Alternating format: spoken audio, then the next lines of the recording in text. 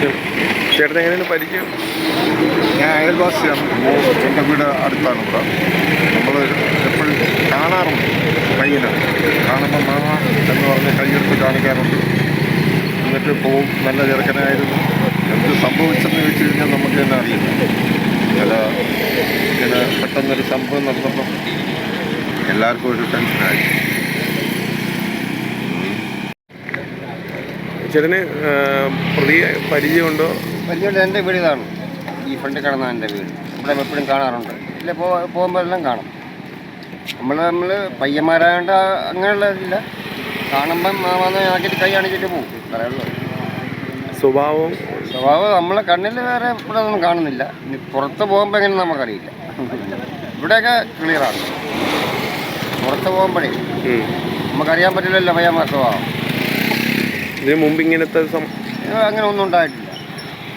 പണ്ടപ്പോൾ ഒരു കുഞ്ഞിനാളിൽ എന്താ ചെറിയ മണ്ണെണ്ണ കുടിച്ചിട്ടുണ്ട്. മണ്ണെണ്ണ ചെറുതിൽ 5 വയസ്സില്ല 6 വയസ്സില്ല അത്രയാണ്. ചെറിയ എന്താ വാങ്ങി കൊടുത്തില്ലെന്നും പറഞ്ഞ് മണ്ണെണ്ണ എന്തൊക്കെ എടുത്ത് കുടിച്ചു. അത്രയും അങ്ങനെ പ്രശ്നം ഉണ്ടായിട്ട് പറയുന്നതായിട്ടുണ്ട്. അല്ലാതെ വേറെ പ്രശ്നങ്ങളൊന്നുമില്ല. പിന്നെ സാമ്പത്തിക പ്രശ്നം ഗൾഫിലുണ്ട്. എൻ്റെ വാപ്പാകെ ബിസിനസ്സിലെന്തോ പ്രശ്നമുണ്ട്.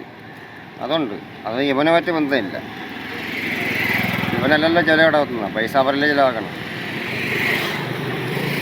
ഇവനായിട്ട് പ്രശ്നമല്ല. ഗൾഫിലെ പുള്ളിക്കുണ്ട് പ്രശ്നമുണ്ട്. പക്ഷെ ഇവിടെ അങ്ങനെ പ്രശ്നമൊന്നുമില്ല. മനസാക്ഷിയെ ഞെട്ടിച്ച അരുങ്കൊലകൾ നടത്താൻ യുവാവിനെ നയിച്ചതിന്റെ കാരണങ്ങൾ തേടുകയാണ് പോലീസും നാട്ടുകാരും. കൊച്ചനുജനും ഉമ്മയും പിതൃമാതാവും ഉൾപ്പെടെയുള്ളവരെ കൊന്നുതള്ളാൻ അഫാനെ പ്രേരിപ്പിച്ചത് എന്തായിരിക്കും? അഫാനെയും കുടുംബത്തെയും അറിയുന്ന നാട്ടുകാർക്ക് പോലും ഇതേക്കുറിച്ച് ഒരു നിശ്ചയവുമില്ല. നാട്ടുകാർക്ക് അഫാനെക്കുറിച്ച് മോശം അഭിപ്രായം ഒന്നും തന്നെയില്ല.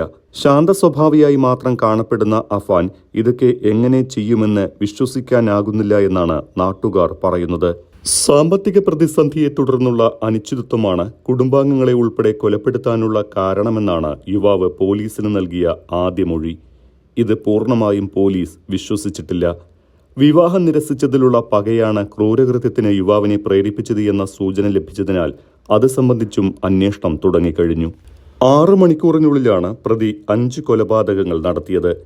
ഇന്നലെ രാവിലെ ഉമ്മയെയാണ് പ്രതി അഫാൻ ആദ്യം ആക്രമിച്ചത്. രാവിലെ 10 മണിയോടെയായിരുന്നു ആദ്യ ആക്രമണം. ഉമ്മയോട് അഫാൻ പണം ആവശ്യപ്പെട്ടു. പണം നൽകാത്തതിനാൽ ആക്രമിച്ചു. 1:15 മുത്തശ്ശി സൽമാ ബീവിയെ ആക്രമിച്ചു. സ്വർണവുമായി വെഞ്ഞാറമൂടെത്തിയപ്പോൾ ലത്തീഫ് ഫോണിൽ വിളിച്ചു. ലത്തീഫ് എല്ലാം മനസ്സിലാക്കിയെന്നറിഞ്ഞതോടെ അദ്ദേഹത്തെ കൊലപ്പെടുത്താൻ തീരുമാനിക്കുകയായിരുന്നു. വെഞ്ഞാറമൂട് നിന്നാണ് പ്രതി ചുറ്റിക വാങ്ങിയത്. വൈകിട്ട് 3 മണിയോടെ ബാപ്പയുടെ സഹോദരൻ ലത്തീഫിനെയും ഭാര്യയെയും ആക്രമിച്ചു. ചുറ്റിക കൊണ്ടായിരുന്നു ആക്രമണം. 4 മണിയോടെ കാമുകിയെ പേരുമലയിലെ വീട്ടിലേക്ക് വിളിച്ചു വരുത്തി കൊലപ്പെടുത്തി. അവസാനം വീട്ടിൽ വെച്ച് സഹോദരൻ അഫ്സാനെയും കൊന്നു. അനുജൻ പരീക്ഷ കഴിഞ്ഞെത്തി ഉമ്മയെ അന്വേഷിച്ചു. ഈ ഘട്ടത്തിൽ അനുജനെ വീട്ടിനകത്ത് കയറ്റി ചുറ്റിക കൊണ്ട് അടിച്ചു കൊലപ്പെടുത്തുകയായിരുന്നു. കൊലപാതകത്തിന് ശേഷം ചുറ്റിക വീട്ടിൽ തന്നെ വെച്ചു.